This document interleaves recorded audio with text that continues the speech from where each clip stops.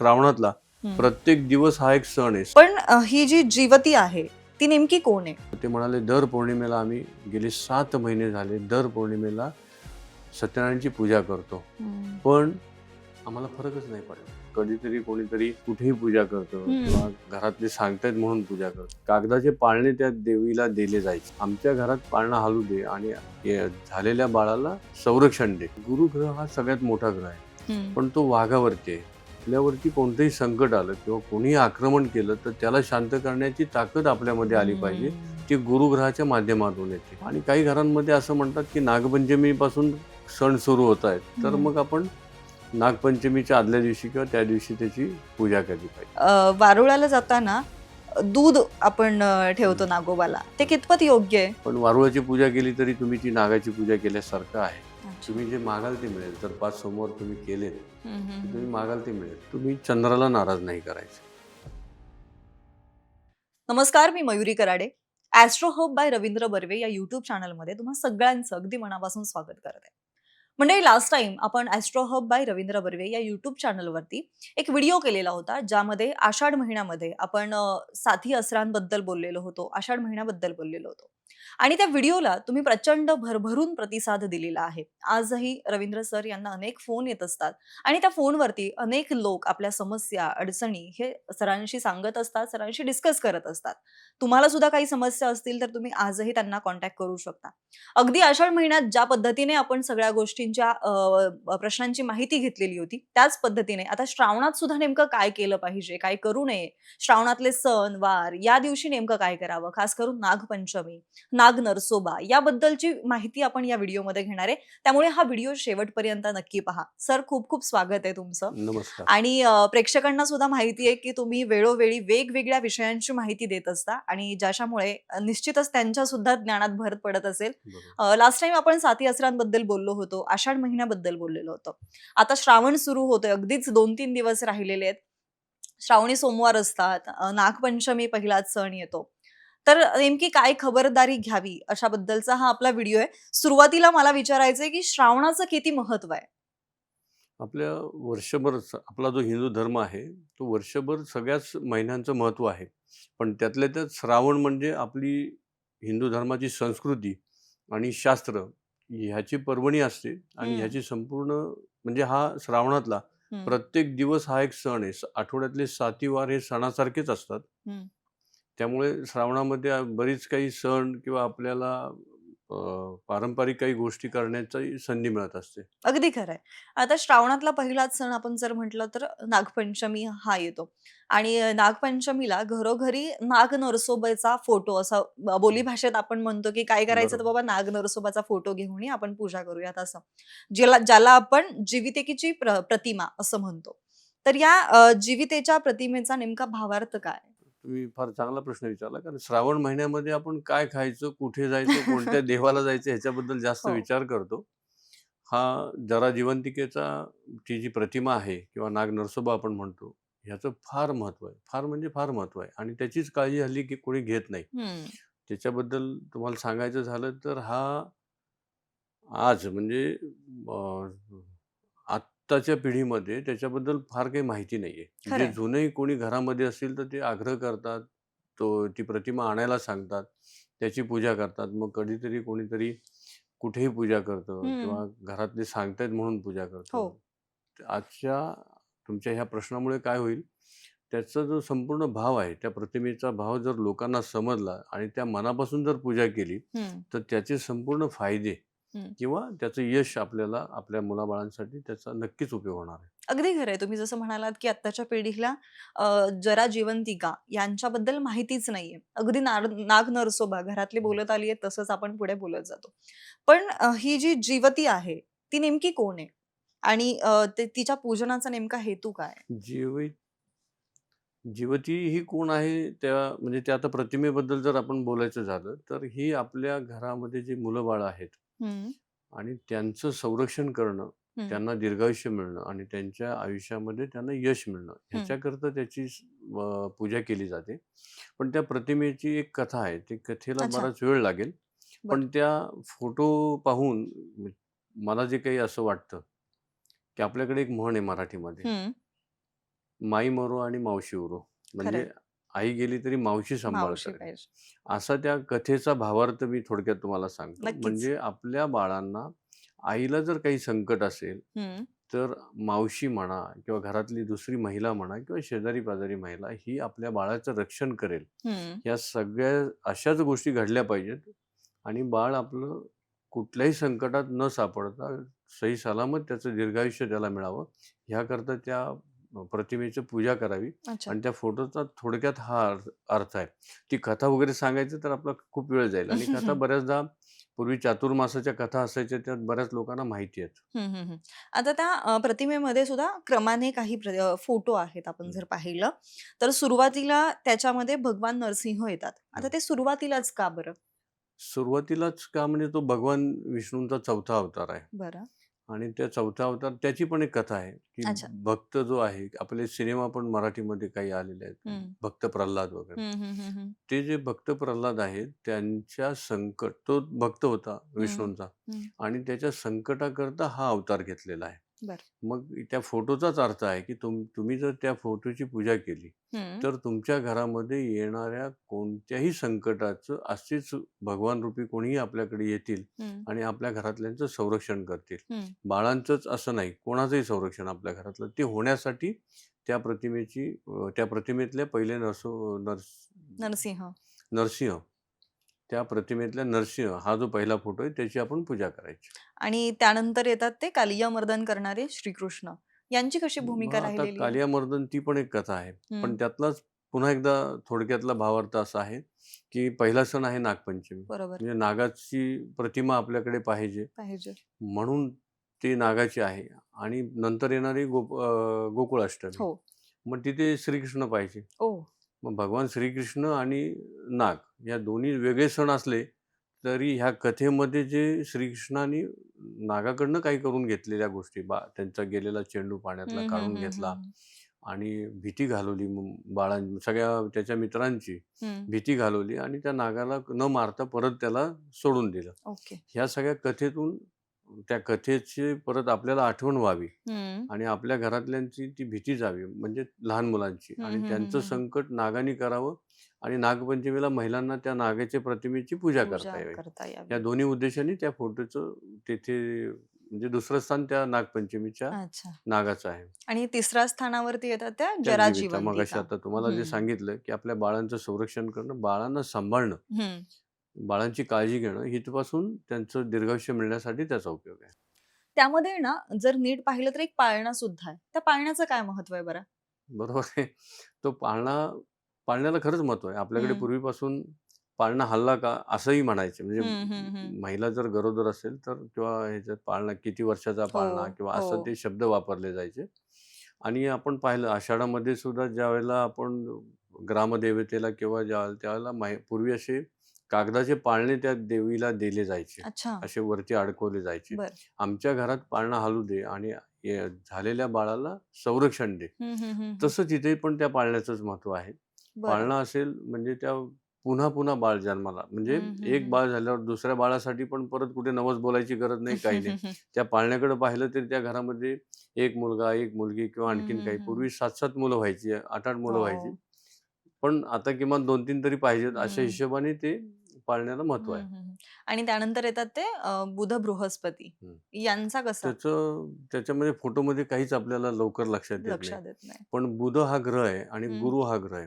बुध ग्रहाचं जे काही काम आहे, हं, या 2 ग्रहांपैकी बुध ग्रह. हं, हा बुध ग्रह म्हणजे तुमच्या बोलण्याला, हं, तुमची जी हुशारी आहे, बोलणं आहे आणि हं. साठवणं आहे, त्याच्यासाठी उपयोग आहे आणि म्हणून तो हत्तीवर आहे. हत्तीवर आहे म्हणजे तो साठवणं आणि त्याचं समृद्ध जे काही प्रदर्शन आहे, त्याचं समृद्ध दर्शन जे झालं पाहिजे, हं, हं, हं. ते आहे. आणि गुरु ग्रह हा सगळ्यात मोठा ग्रह आहे. हं. पण तो वाघावरती आहे. म्हणजे त्याच्यातून 2 गोष्टी होतात. तो वाघ पाहिल्यानंतर ते आक्रमक हं, भूमिका हं, आहे. हं, पण हं. नीट जर त्याचा अर्थ घेतला, हं. तर त्या आक्रमक वाघावरती त्याला शांत केलेला हा गुरुग्रह आहे. हो, म्हणजे हो. आपल्यावरती कोणतंही संकट आलं किंवा कोणीही आक्रमण केलं, तर त्याला शांत करण्याची ताकद आपल्यामध्ये आली पाहिजे. हं. ती गुरुग्रहाच्या माध्यमातून येते.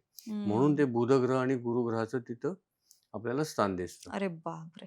म्हणजे आजपर्यंत मला खात्री आहे, की कोणी इतक्या खोलवरती जाऊन त्या प्रतिमेचा भावार्थ समजून घेतला असेल. असेलही माहिती, पण त्या वाट घरात आजी असेल, शक्यता पणजी कमी आहे. असेल, त्यांनी सांगितलं, त्याच्या पुढच्या पिढ्यांनी ऐकला, हं. त्यांनी त्यांच्या पुढच्या पिढ्यांना सांगितलं, तर होऊ तर शकतं. होऊ काही घरांमध्ये शकतंय. आहे.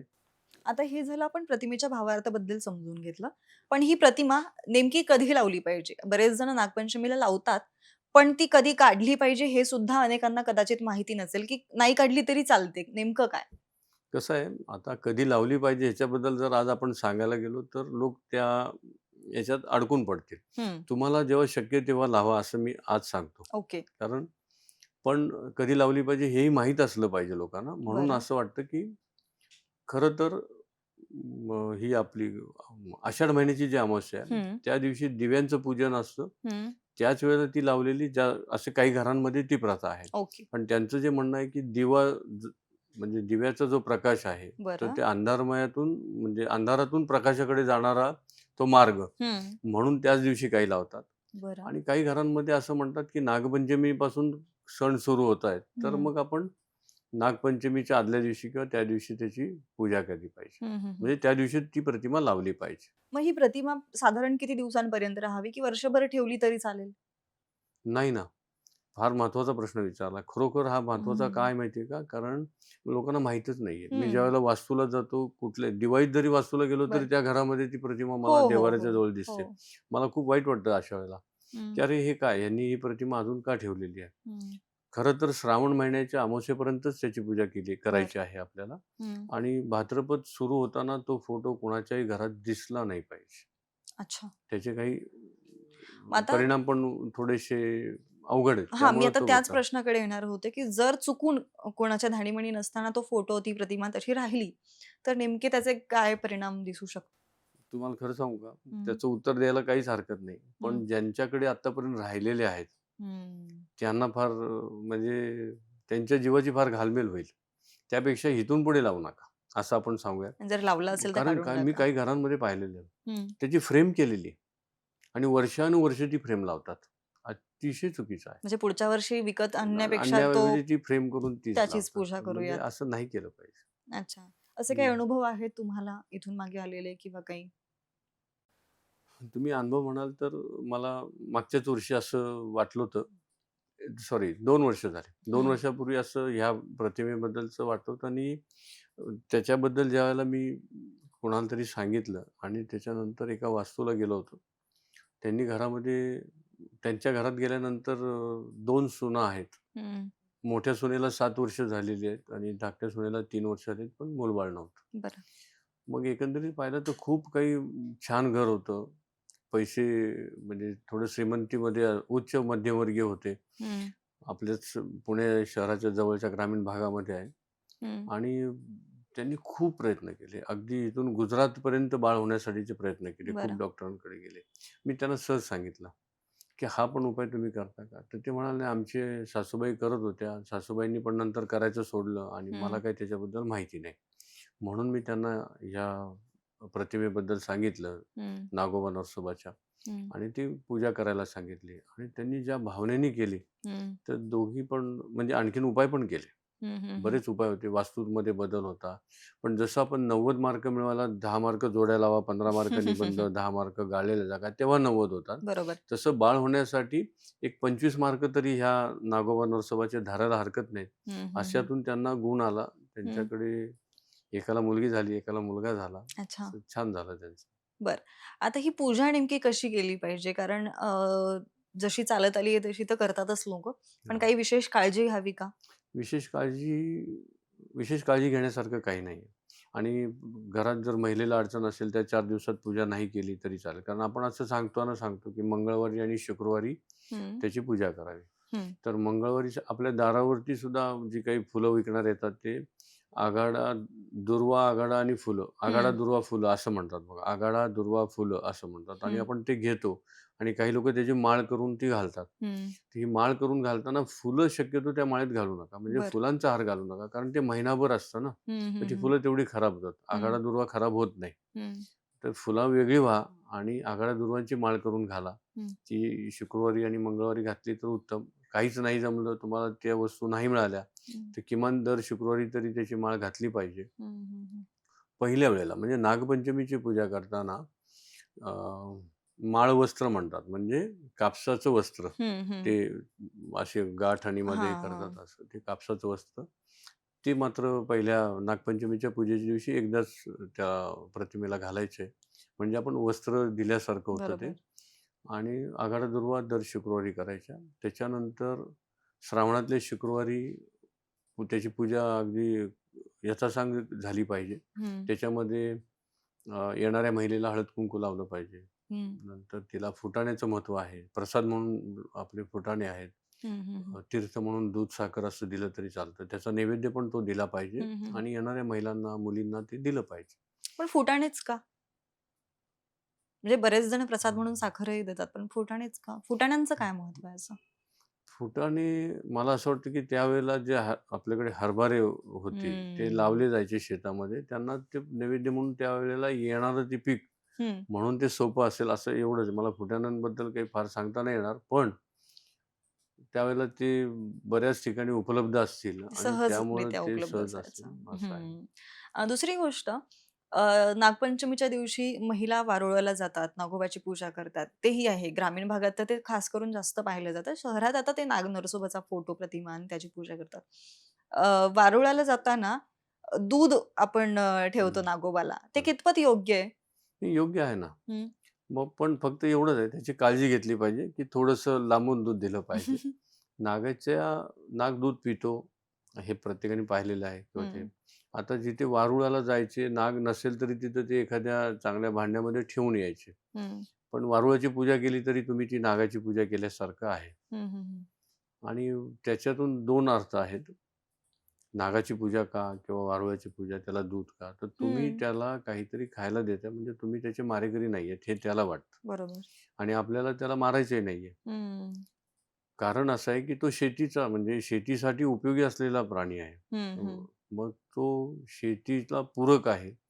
त्यामुळे त्याचं रक्षण झालं पाहिजे आणि त्याचा आपल्याला काही धोका नको हं. म्हणून त्याची पूजा करायची आणि त्याला दूध द्यायचं.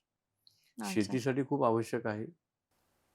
पूर्वी म्हणजे प्रत्येक गावात 10-10, 5-5 अशी वारुळ असायची. लोक हो, तिकडे हो. पूजेला जायचे. हं. आता थोडं प्रमाण कमी झालेलं आहे. बऱ्यापैकी हां. कमी झालेलं आहे. हे झालं नागपंचमीबद्दल. श्रावणातला आणखी एक महत्त्वाची दिवस म्हणजे श्रावणी सोमवार. श्रावणी सोमवार सुद्धा तेच अनेक महिला, मुली या करतात. आता त्या श्रावणातल्या सोमवारी पूजा करताना नेमकी काय काळजी घ्यावी? श्रावणातला सोमवार हा महादेवाचा आणि चंद्राच्या पूजेचा आहे. तर श्रावणातल्या सोमवारी पूजा करताना काळजी अशी काही फार घ्यायची नाहीये. पण महादेवाच्या देवळात जायला पाहिजे. त्याहीपेक्षा श्रावणी सोमवार जर तुम्ही शब्द उच्चारताना तुमच्या त्या श्रावणी सोमवारमधनं मला जे काही असं भावलं, तर त्या श्रावणी सोमवारमध्ये काही मिळवता आलं पाहिजे. बरं. आपल्याकडे फक्त श्रावणी सोमवार हा एक सणासारखा केला जातो आणि श्रावणी सोमवार मुलांनी करायचा असं तुम्ही जे म्हणालात, हं, तर हं. तो उपवास करण्यामागे तुम्हाला काय प्राप्त करून घ्यायचंय, अच्छा. हे तुम्ही देवाला मागितलं पाहिजे. बरं. म्हणजे मी आता सांगितलं बघा, महादेव आणि चंद्र. हं, मग ज्यांना लग्नामध्ये अडचणी येतात. हं. ते आपण जसा संकल्प करतो, तसं सोमवारच्या पूजेमध्ये तुम्ही कुठल्याही महादेवाच्या देवळामध्ये दर्शन घेताना किंवा चंद्राचं दर्शन घेताना ह्या गोष्टी मागितल्या पाहिजेत. अच्छा. तुम्ही जे मागाल ते मिळेल. जर 5 सोमवार तुम्ही केलेत, हं, हं, तर हं. तुम्ही मागाल ते मिळेल. अच्छा. पण ही पूजा करताना काय करू नये? काय केलं जावं हे तर माहिती आहे, पण नेमकं काय करू नये असं काही आहे का? विशेष काळजी कुठल्या गोष्टींची घ्यावी? नाही, विशेष काळजी अशी काही फार नाहीये. पण जर तुम्ही त्यातला बारकावा पाहिला श्रावणी हं, सोमवारचा, तर पूर्वीचे लोक मिरची खात नव्हते श्रावणी सोमवारी. हं. गूळ घालून त्याची खिचडी केली जायची. बरं. हां. तर असं म्हणतात, की श्रावणी सोमवारी तिखट खाऊ नये. अच्छा. मग असा काही नियम नाहीये, पण ती काळजी घेतली तर जे काही प्राप्त व्हायचं ते लवकर होईल किंवा जास्त प्राप्त होईल. हं, हं, हं, हं. जे काही आपल्याकडे आपल्या पूर्वजांनी बारकावे करून ठेवलेले आहेत, त्याला बरेच उद्देश आहेत आणि त्याचा बराच उपयोग होणार आहे. हं, हं. तर मी सुद्धा लहानपणी गुळाचीच खिचडी खाल्लेली मला आठवतीये. अच्छा. आमची आजी असताना गुळाचीच खिचडी करायची. हं, हं, हं. आता हे श्रावणातले सोमवार जर एखाद्याला बंद करायचे असेल, म्हणजे आता आई, आजी या बऱ्याच वर्षांपासून श्रावणी सोमवार करत आलेले आहेत आणि आता त्यांना असं झालंय, की आता आपण बस करूयात. तर ते बंद करताना त्याचं उद्यापन कसं करावं? काय काळजी घ्यावी? कशी पूजा करावी? श्रावणी सोमवारचं उद्यापन करताना ते संध्याकाळच्या वेळेला केलं पाहिजे. हं, श्रावणी सोमवार आहे, उपवास आहे. तो बऱ्याच घरांमध्ये संध्याकाळी 5 वाजता, 5:30 वाजता, 4 वाजल्याच्या नंतर 6 वाजेपर्यंत उपवास सोडला जातो. हं, याचं कारण असं आहे, की तुम्ही चंद्राला नाराज नाही करायचे. हं. म्हणजे चंद्र आल्यानंतर जेवण नाही करायचं. बरं. म्हणून तो उपवास अगोदर करायचा आहे. तसं बाकी काही शास्त्रीय कारण किंवा आरोग्यासाठी काही कारण आहे असं आरोग्यासाठी तर आहेच आहे. हं, रोजच संध्याकाळी 6 पर्यंत तुम्ही जेवण झालं तुमचं तर ते आरोग्याला चांगलंच आहे. हं, हं, हं. पण तरीसुद्धा श्रावणी सोमवारी चंद्राला नाराज करायचं नाही म्हणून तो यायच्या अगोदर आपला उपवास सोडलेला पाहिजे. हं, हं, हं. आणि मग ते उद्यापनामध्ये तुम्ही ते म्हटलं पाहिजे. महादेवाच्या देवळात जाऊन त्याला सांगितलं पाहिजे, की इतकी वर्ष मी हा उपवास केलेला आहे. इथून पुढे मला जमणार नाही. त्याचं उद्यापन म्हणून मी हे करत आहे. हं, पण हं, ते हं. उद्यापन करताना कोणतंही उद्यापन करताना जर हं, आपण ते प्रसाद म्हणून जर कोणाला दिलं, हं. तर त्याचा उपयोग होतो. मग श्रावणी सोमवारी ॲक्चुअली खरं तर श्रावणी शुक्रवारीच आपल्याला सवाशीण किंवा आपण हे म्हणतो. पण ज्यांना उद्यापन करायचे त्यांनी श्रावणातल्या शेवटच्या सोमवारी एखाद्या महिलेला सुद्धा जेवायला बोलवलं तर उत्तम होईल. अच्छा. आपण श्रावणी सोमवार पाहिलं. तसेच श्रावणी गुरुवार आणि श्रावणी शुक्रवार या 2 दिवसांचं सुद्धा महत्त्व आहे. त्यातल्या त्यात श्रावणी शुक्रवारी नेमकी काय करावं? ती पूजा, उपवास वगैरे करावेत का त्या दिवशी? श्रावणी शुक्रवारी जे आहे तर बऱ्याच घरांमध्ये अ, ह्याला सवाशीण म्हणून बोलवलं जातं. श्रावणी शुक्रवारी कोणत्यातरी एका शुक्रवारी एका महिलेला जेवायला बोलवून तिला देवीच्या स्वरूपात तिचं म्हणजे तिला आदर केला जातो आणि तिला सवाशीण म्हणून जेवण देतात. त्याच्यामध्ये पुरणाची पोळी आणि म्हणजे पुरणाचा स्वयंपाक असतो. हं, हं. त्याचप्रमाणे ते पुरणाचा स्वयंपाक असतो त्याचप्रमाणे आपण आपल्या घरामध्ये जे लहान मुलं आहेत, बाळं म्हणू आपण त्यांना हं, किंवा शक्य झालं तर किती मोठा प्रत्येक आईला आपला मुलगा हा बाळच आहे. हं. तर त्या घरातल्या मुलांचे पुरणाच्या नैवेद्याने जर तुम्ही त्याची ओवाळलं त्याला, तर ते अच्छा. खूप प्रभावी राहतं. श्रावणी शुक्रवारी हे. श्रावणी शुक्रवारी पुरणाच्या दिव्यातून तुम्ही हं, जर ओवाळलं, हं, तर हे खूप छान राहतं. मग काहींना दर शुक्रवारी हा पुरण करणं आणि हे शक्य नसतं. पण एका तरी शुक्रवारी ज्यांना शक्य नाही, हं, त्यांनी एका हं, तरी शुक्रवारी पुरणाचे दिवे करावेत आणि हं. घरी येणाऱ्या एका सवाशीण महिलेला पुरणाचा स्वयंपाक करून जेवायला द्यावं. बरं. सुवासिनींचा विषय निघालाय म्हणून सुवासिनी जाताना म्हणजे एखाद्याच्या घरी ज्यावेळेस आपल्याला सवाष्ण म्हणून जेवायला बोलावलं जातं, त्यावेळेस कसं जावं? कारण तुम्ही बोलता-बोलता उल्लेख केला होता म्हणून हा प्रश्न मी विचारला. मला आत्ता सुद्धा ते सांगायचं होतं म्हणून मी पण थोडंसं हे केलं. आपला परत एक व्हिडिओ करू आपण. अरे! कारण त्याच्यामध्ये प्रचंड माहिती आहे. हं, हं, तुम्ही हं. सवाशीण म्हणून जाताना कोणत्या महिन्यातल्या सवाष्णीला मुलीला बोलवू नये. बरं. म्हणजे काय आपण शक्यतो काय होतं, की हल्ली मुलींचं नाहीचं खूप प्रेम असतं. हं, सवाशीण म्हणून अगदी शेजारची महिला, आपली बहीण किंवा हं. आपल्या मुलीला बोलावलं जातं. हं, हं, हं. पण 1 महिन्यातल्या सवाष्णी म्हणून ज्यावेळेला जायचं असतं, त्यावेळेला मुलींनी जायचं नसतं किंवा आपण अच्छा. मुलींना बोलवायचं नसतं. हं, हं, हं. त्यामुळं आपण हा एक व्हिडिओ लगेच करू आपण त्यामुळे पुढचा व्हिडिओ नक्की बघा. कदाचित तो व्हिडिओ तो असू शकतो. त्यामध्ये आपण सवाष्ण म्हणून कोणी गेलं पाहिजे, आणि कधी कसं गेलं गेलं पाहिजे, पाहिजे. कसं गेलं पाहिजे याबद्दल सविस्तर चर्चा करूयात. हे झालं श्रावणी शुक्रवार. श्रावणी गुरुवार पण कसे करावेत? श्रावणी गुरुवारी आपल्याला गुरुग्रह आणि हं, दत्त महाराज यांची उपासना करणं महत्त्वाचं आहे. जसं नागोबा नरसोबामध्ये गुरुग्रह आणि बुधग्रहाचे जे फोटो आहे आपल्याकडे, त्याचप्रमाणे नवग्रह मंदिरातल्या गुरुग्रहाला जा. हं, पाहिजे ते मागा. हं, प्रचंड आत्मसात करण्याचा हा दिवस आहे. जे हं, आपल्याला पाहिजे, म्हणजे गुरुग्रह जे देऊ शकतो त्या गोष्टी. मग गुरुग्रह काय देऊ शकतो? तर तुम्हाला लग्नासाठी उपयोग होतो. हं, जे कारखानदार आहेत त्यांच्यासाठी उपयोग होतो. तुमचं हं, स्वतःचं घर होण्यासाठी उपयोग होतो किंवा घर विकण्यासाठी उपयोग होतो. हं, हं, हं, हं. शिक्षणासाठी उपयोग होतो. बरं. ज्यांना शिक्षणात अडचणी आहेत त्यांनी तर जरूर हे केलं पाहिजे. हं, हं, हं. तर गुरुवारी गुरुग्रहाला जायचं. शुक्रवारी एका सवाष्णीला बोलवायचं आणि पुरणाच्या दिव्यातून तुम्ही लहान मुलांना ओवाळलं पाहिजे. ओवाळायचं. श्रावणामध्ये मांसाहार केला जात नाही. त्यात बऱ्याच लोकांची तारांबळ पण होते मांसाहार नसल्यामुळे. पण श्रावण तो महिना, त्यामध्ये येणारे भाजीपाले, या सगळ्या गोष्टींचा आपल्या मानसिक आणि शारीरिक आरोग्यावरती कसा काय परिणाम हा होतो? तो खूप पाऊस असतो. जे काही मांसाहार करतात, त्या प्राण्यांनी जे काही खाल्लेलं असेल, हं, त्याचा त्रास त्या माणसांना होऊ नये हं, म्हणून मांसाहार नाही असं मला वाटतं. मांसाहाराबद्दल काही फार सांगता येत नाही. हं. पण हा पण एक व्हिडिओ आपण करू. मांसाहार कोणी खाल्ला पाहिजे आणि कोणी खायचा नाही. बरं. ह्याच्याबद्दल सुद्धा आता मला हे प्रश्न विचारतात. मी हा हं, व्हिडिओ करू का म्हणतो? तर हं. माझ्याकडे येणारे लोक घरातले एक माणूस खात असतो त्याच्याबद्दल वाईट सांगत असतात किंवा तो मग त्याच्या काही अडचणी सांगतो, मी का हं. खातो? किंवा हल्ली आपण पाहिलं तर डॉक्टर सुद्धा काही लोकांना सांगतात, की की खाऊ नका. B12साठी ते खाल्लं हं, पाहिजे. म्हणजे हे लोकांनीच मला सांगितलेलं आहे. हं, मलाही माहीत नाही त्याच्याबद्दल. हं. पण मग त्याचा थोडासा अभ्यास केल्यानंतर माझा अभ्यास झालेला आहे. आपण मांसाहार कोणी करायचा आणि कोणी करायचा नाही याचा पण एक व्हिडिओ आपण करूयात. नक्कीच, नक्कीच.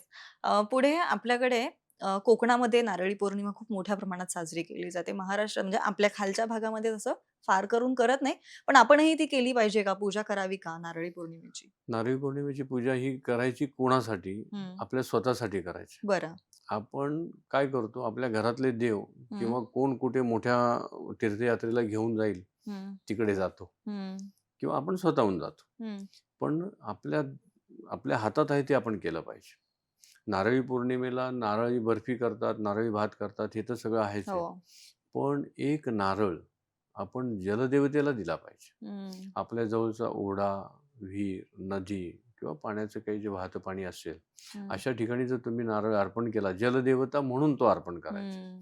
कोणीतरी जातोय, मला जायला सांगितलंय, ऑफिसला जाता नदीत भिरकावून दिलाय, हं. असं नाही केलं पाहिजे. अच्छा. त्या जलदेवतेची प्रार्थना करा. हं, तिच्याकडे मागा. मग त्याच्यातून आपल्याला पाण्यापासून जी काही संकटं तयार होतात, ती होणार नाहीत. आणि पाण्यावाचून शेती करायची आपली अडली किंवा शेतीसाठी जर पाणी कमी पडत असेल, तर ते आपल्याला मिळत राहील. आपली हं, अडचण पाण्यावाचून आपली अडचण होणार नाही. हं. यासाठी आपण त्या जलदेवतेला वर्षातून 1 दिवस हा नारळी पौर्णिमा तिचाच दिवस आहे. बरोबर. मागच्या एका व्हिडिओमध्ये किंवा आपण बोलताना तुमच्या तोंडून एक उल्लेख झाला होता, की जेव्हा आपण नारळ अर्पण करतो, तेव्हा नेमकं काय करावं? काय काळजी घ्यावी? प्लीज परत एकदा ते सांगाल का? नाही मी तुम्ही हे विचारलं फार बरं झालं. लोकांना त्याचा उपयोग होईल. काय असतं माहिती आहे का? हं. कुठलेही गुरुजी काही आपल्याला पाण्यात अर्पण करायला सांगतात. हं. तुम्ही पण पहा रस्त्याने जाताना किंवा ज्या नदीच्या हो. पुलावर आपण उभे राहतो, मग हे आपल्याकडे माहीत नाहीये. हं. आपण पाण्यात काही अर्पण करायचं किंवा पाण्यामध्ये जर काही सोडायचं असेल, तर हं. जिकडे पाणी जातंय तिकडे टाकतो आणि कसं जातं ते पाहतो. बरोबर आहे ना? हं. बरोबर. पण त्याच वेळेला आपली पाठ जलदेवतेकडे असते. हो. जलदेवता येते जिथून उगम आहे, त्या दिशेला तोंड करून व्हायला पाहिजे. ते भले आपण अर्पण केल्यानंतर आपल्या खालून ते पुलाखालून जाईल त्याला काहीच बिघडत नाही. हं. पण आपण सगळ्यांच्याकडून ती चूक होती. ते काही हं. मुद्दाम कोणी करत नाही हे मलाही माहिती आहे. हं. पण ही चूक होऊ नये म्हणून मी सांगतो, हं. जलदेवतेकडे तोंड करा. जिकडून पाणी येतंय त्या बाजूला तोंड केलं पाहिजे आणि तिकडे ते अर्पण केलं पाहिजे. अच्छा. ही काळजी घ्या. नक्कीच. आता श्रावण हा महिना एका सणाशिवाय अपूर्ण आहे आणि तो सण म्हणजे राखी पौर्णिमा. रक्षाबंधन भावा-बहिणीच्या अतूट नात्याचा तो सण म्हणावा लागेल. या दिवशी काय करावं? भावा-बहिणींनी कशी रक्षाबंधनची ज्यावेळेस ओवाळणी करतो आपण, त्यावेळेस काय काळजी घ्यावी? आता आपण प्रत्येक घरामध्ये तर असतंच. पण आता मी आवर्जून सांगेन, की खरोखर ज्या घरामध्ये जमिनीवरनं वाद माझ्याकडे केसेस तशा येतात. मी जेव्हा हं, भविष्य सांगायला बसतो ना, बऱ्याच केसेस भाऊ देत नाही, बहीण सही देत नाही आणि हं, बहिणीला काय कमी आहे. म्हणजे ह्या पद्धतीने बोललं जातं. सगळ्याच बहिणी घेणाऱ्या नाहीत.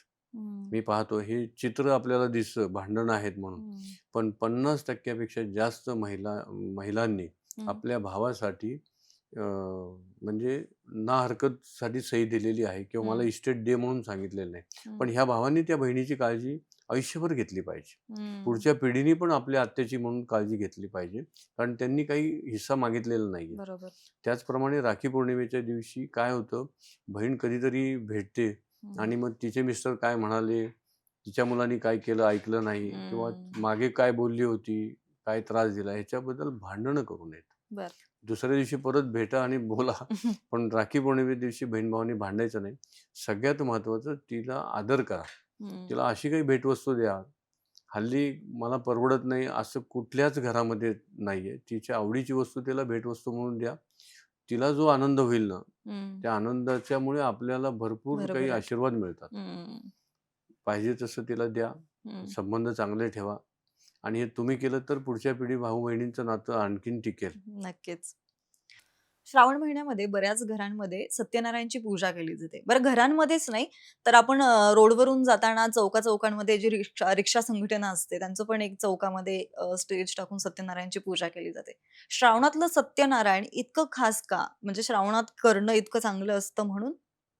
श्रावण हा महिना जसं आपल्या सणांचा आहे, तसा देवदेवतेंचा आहे. हं, जितकं आपण देवाचं करू, हं, तेवढं कमीच असतं या श्रावण महिन्यामध्ये. कारण त्याच्यामध्ये आपल्याला मिळणारं फळ जे आहे, ते अतिशय चांगलं आहे. हं.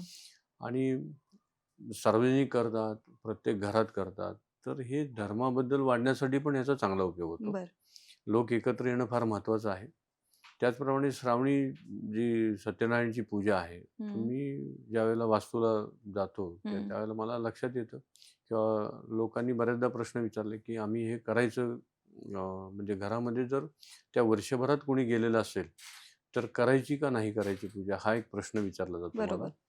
तर त्या वर्षी पूजेमध्ये खंड करू नका. फक्त हं, पूजेला जे काही नातेवाईक बोलवणं आहे, तुम्ही सण उत्सवासारखं करता, नाश्ता पाणी जे देता, हं, हं, तर इतकं मोठं करायची गरज नाही. एक तुम्ही एक सवाशीण आणि जवळचे भाऊ-बंध आपले, भाऊ-बहिणींना बोलवणं इतकी जर कोणी गेलेलं असेल तर.